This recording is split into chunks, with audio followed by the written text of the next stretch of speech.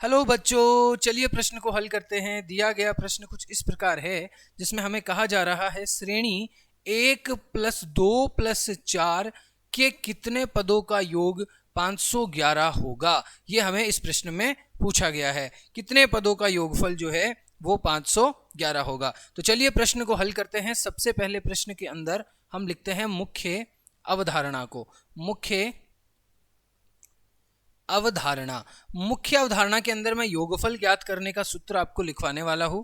तो योगफल ज्ञात करने का जो सूत्र होता है वो होता है SN बराबर A R की घात N -1 बटे R -1।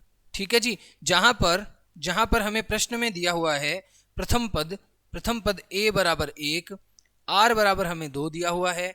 ये जो श्रेणी आपको दी हुई है इसमें जो पहला पद है वो A है, और जो दूसरे पद को अगर आप पहले पद से भाग देते हैं यानी 2 को 1 से भाग देंगे तो 2 ही आएगा, वो आपका R है। और SN यानी योगफल कितना दे रखा है, 511 दे रखा है। निकालना क्या है, हमें निकालना है N का वैल्यू, यानी 511 जो है वो कितने पदों का योगफल है। ठीक है जी।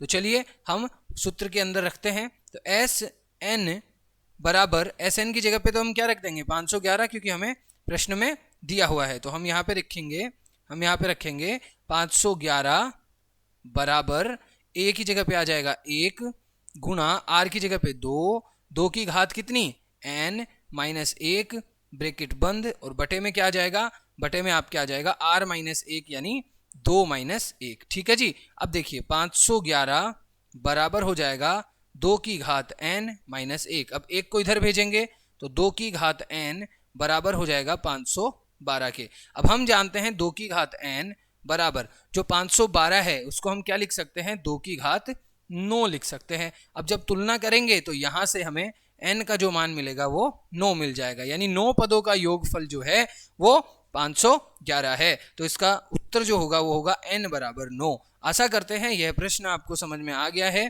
धन्यवाद।